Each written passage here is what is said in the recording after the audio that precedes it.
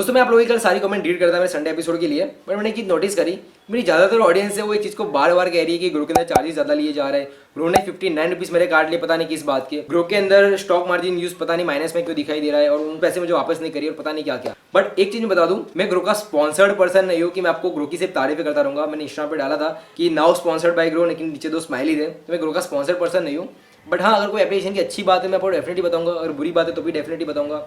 तो ग्रो के अंदर मैं पहले से इसके साथ कनेक्टेड हूँ और काफी उतार चढ़ाव रहे, और अभी तो काफी अच्छा ग्रो हो चुका है वो। बट एक चीज मैं बता दूं कि अगर कोई एप्लीकेशन आप यूज कर रहे हो और उसके चार्जेस के बारे में आपको अगर पता नहीं है और आप सीधी कोई गलती कर रहे हो, तो आपको डेफिनेटली ऐसा लगेगा कि यार ये एप्लीकेशन मेरे ज्यादा चार्जेस काटे जा रही है। बट अगर आप एप्लीकेशन को भी यूज करना चाह रहे हो, उसके पहले अगर उसके टर्म्स एंड कंडीशन चार्जेस एक बार पढ़ लो, तो आपको पता चलेगा कि अगर मैं गलती कर रहा हूँ तो मेरे कितने चार्जेस काटे जाएंगे। तो पहले से ही आप अगर प्रिपेयर रहोगे चार्जेस और टर्म्स एंड कंडीशन को लेके, तो आपका माइंड प्रिपेयर रहेगा कि मुझे क्या करना है और मुझे क्या नहीं करना है। तो आज की वीडियो हम जानने वाले कि ग्रो के अंदर कौन कौन से चार्जेस अपडेटेड हुए, कौन कौन से चार्जेस चेंजेस हुए। और पहले मैंने ऑलरेडी इसके ऊपर वीडियो बनाया रखा है, आप आई बटन में जाके देख सकते हो। लेकिन कुछ चार्जेस ऐसे हैं जो नए नए अपडेटेड हुए, और कुछ कुछ चीजें हैं छोटी मोटी, वो मैं आपको इस वीडियो के अंदर डिस्कशन करने वाला हूँ। तो कौन से ऐसे चार्जेस जो आपसे लिए जाएंगे और कौन से ऐसे जो गवर्नमेंट चार्जेस है जो आपको डेफिनेटली देने पड़ेंगे। तो चलिए फटाफट स्क्रीन के ऊपर चलते हैं। Okay guys, so we are on screen. यहाँ पे आपको सबसे पहले दिखता है अकाउंट ओपनिंग, एएमसी और ब्रोकरेज।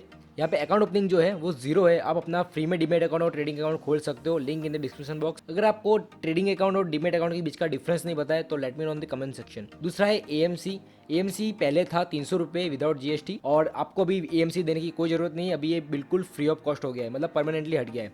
तो अगर आपका कोई क्वेश्चन है कि मैं अगर ग्रो अकाउंट मेरे पास पड़ा है, डीमेट अकाउंट पड़ा है, लेकिन मैं उसको उसके अंदर मैं कुछ कर नहीं रहा हूँ, मैं उसको छोड़ देना चाहता हूँ, तो क्या मैं इसको छोड़े मतलब कोई चार्जेस कटेंगे? तो नहीं, यहाँ पे कोई भी बिल्कुल चार्जेस नहीं कटेंगे, 0 रुपीज़ है। अभी किसी की कमेंट आई थी बीच में कि इसके अंदर मैं कुछ करना नहीं चाहता हूँ, मुझे इसको क्लोज करवाना है, तो चाहो तो क्लोज करवा सकते हो या फिर आप पूरा मतलब छोड़ सकते हो, मतलब कोई ऐसा चार्जेस नहीं है। तीसरा है ब्रोकरेज।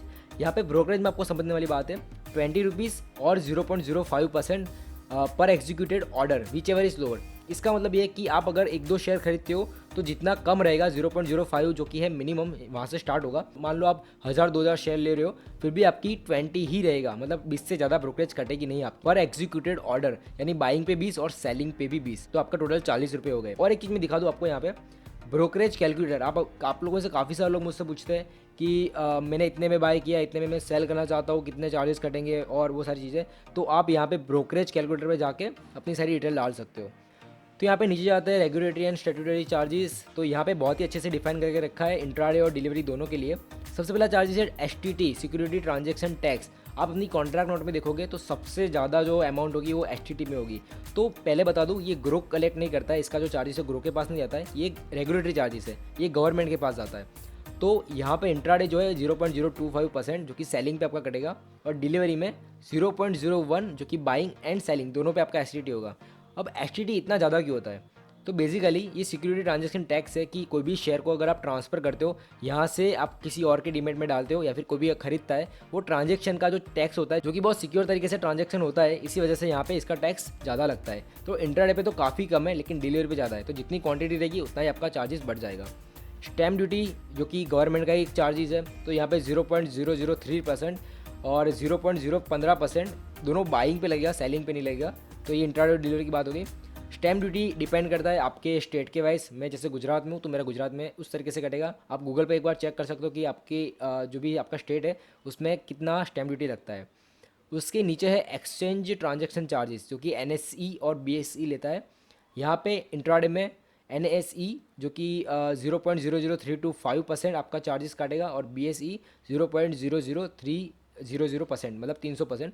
तो ये बीएसई में कम है और इंट्राडे में ज़्यादा है। और सेम एज डिलीवरी पे भी सेम टू सेम है, बाइंग एंड सेलिंग दोनों पे रहेगा, क्योंकि ये एनएससी और बीएससी एक एक्सचेंज होता है, तो एक्सचेंज का ये चार्जेस रहता है, तो ये भी ग्रो नहीं लेता है।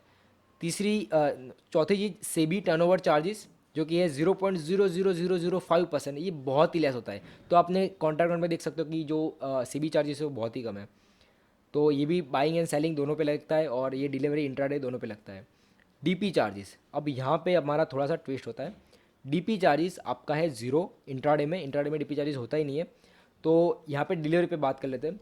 डिलीवरी पे 13.5 पर कंपनी पर ट्रेडिंग डे, और ये सेलिंग पे लगेगा। जब भी आप कोई भी शेयर अपने डीमेट में होल्ड करके रखते हो और जब भी आप उसको सेल करते हो, तो यहाँ पे आपका डीपी चार्जेस कटेगा। और मैंने यहाँ पे जो भी चार्जेस आपको दिखा है ऊपर वाले, उन सभी में जीएसटी होगा। तो ये मैंने अभी यहाँ पे मेंशन नहीं किया, लेकिन यहाँ पे सब पे जीएसटी लगेगा। इवन डीपी चार्जेस में भी 13.5 प्लस जीएसटी 18% जीएसटी लगता है।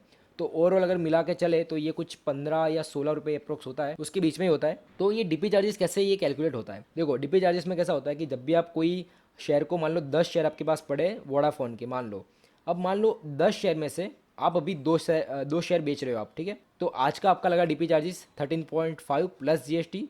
नेक्स्ट डे आप और 2 बेच रहे हो तो नेक्स्ट डे वापस से लगेगा, और वापस से 13.5 प्लस जीएसटी।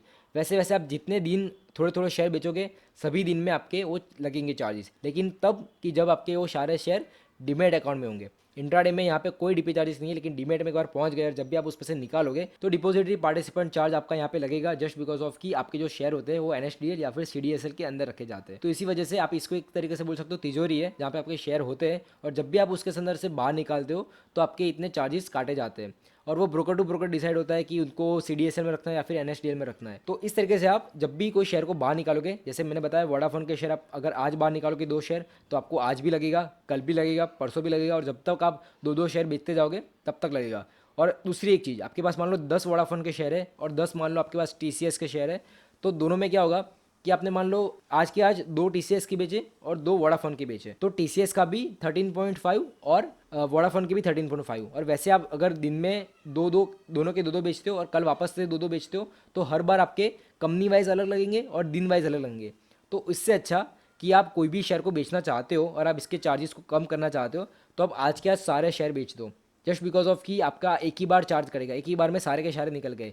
लेकिन कंपनी वाइज अलग अलग है, तो आप 10 के 10 आज ही बेच देते हो टीसीएस के, और 10 के 10 आज ही आप वोडाफोन के बेच देते हो, तो दोनों के अंदर आपका 13.5 plus GST 13.5 plus GST approximate कुछ 30 या 32 अप्रोक्स होगा। तो एक ही बार में आपका सारा चार्ज कट गया। अगर आप पूरे दिन में अलग अलग तरीके से बेचते हो, आज बेचा, कल बेचा, परसों बेचा, तो उस तरीके से आपके चार्जेस भी बढ़ते रहेंगे। तो डीपी चार्जेस में काफ़ी लोगों को दिक्कत रहती है, और मैंने आज इस वीडियो के अंदर आपको समझा दिया। और इसके नीचे आते हैं पेनल्टीज। आप जो बोलते हो कि 59 रुपीज़ मेरे काटे गए, वो इसके काटे गए ऑटो स्वर ऑफ चार्जेस ऊपर intraday position by the system 50 रुपये पर पोजीशन, और इसमें प्लस जीएसटी यानी 59 रुपीज़ यहाँ पे काटे जाएंगे आपके। तो ये है आपका, अगर 3:10 से पहले अगर आपने स्वर ऑफ नहीं किया है तो आपका यहाँ पे चार्ज काटा जाएगा। तो आपको ध्यान रखना है कि आपको 3 बजे तक, मैं 3:10 भी नहीं बोल रहा हूँ, आपको तो सिक्योर रहने के लिए 3 बजे तक आपकी अपनी पोजीशन स्वर ऑफ कर देनी है। अगर आप 3 बजे तक नहीं, हाँ अगर कोई बार ट्रेड ऐसा है कि आपको थोड़ा सा वेट करना पड़ रहा है तो कोई बात नहीं, लेकिन अगर आप नॉर्मल सी ट्रेड कर रहे हो तो आपको 3 बजे से पहले अपना मतलब पोजीशन निकाल देना है। अगर आप प्रॉफिट में हो, तो लॉस में हो और ऐसा लग रहा है कि 3:10 से पहले पहले ये वापस से ऊपर आ जाएगा, तो फिर कोई बात नहीं। लेकिन अगर आपको इस चार्जेस से बचना है तो डेफिनेटली आप इसका यूज़ करो। और दूसरा है ऑक्शन। अगर आपको ऑक्शन नहीं पता तो let me know in the comment section. यहाँ पे लिखा है if unable to deliver stock not in demat और as per actual penalty by exchange. Auction के बारे में आपको थोड़ा सा बता देता हूँ कि जब भी आप कोई शेयर के अंदर ट्रेडिंग कर रहे हो और वहाँ पे मान लो कि आप कोई शेयर को बेच नहीं पा रहे हो और वो स्टक हो गया है, और 330 होने के बाद भी आप उसको बेच नहीं पा रहे हो, मतलब ऑन मार्केट में भी बेच नहीं पा रहे हो, तो वो ब्रोकर क्या करता है कि ऑक्शन ट्रेडिंग में जाता है। और ऑक्शन के अंदर मतलब वो ब्रोकर टू ब्रोकर होती है, तो वहाँ पे ब्रोकर क्या करता है, जो भी प्राइस मिली, जो भी अच्छी प्राइस मिली आपके लिए, उस प्राइस के अंदर आपके शेयर को सेल कर देगा किसी और ब्रोकर को। तो ये ऑक्शन ट्रेडिंग होती है। तो वहाँ पे जो भी पेनल्टी लगेगी, जो एक्सचेंज मतलब एनएसई का होगा या फिर बीएससी का होगा, तो वहाँ पे जो भी पेनल्टीज डिसाइडेड होगी वो आपकी यहाँ पे काटी जाएगी। तो आपको ध्यान रखना है कि कोई भी ऐसी पेनी स्टॉक में या फिर कोई ऐसे छोटे मोटे स्टॉक में नहीं जाना है कि जहाँ पे आपका शेयर जो है वो सेल ना हो, नहीं तो आपकी ये भी पेनल्टी हो सकती है। और बाकी यहाँ पे मैंने बताया आपको कि सारे के अंदर आपको जीएसटी काटा जाएगा 18%। तो बस यार इतना था इस चार्जेस के अंदर, और कुछ चार्जेस नहीं थे। आपको मेन 3 चार्जेस के ऊपर ध्यान रखना है, एक तो डीपी चार्जेस, एक तो ऑटो स्क्वायर ऑफ चार्जेस, और एक ये पेनल्टी ऑक्शन। 3 चीज़ों के ऊपर आपको ध्यान रखना है, बाकी ये सारी तो नॉर्मल छोटी मोटी है।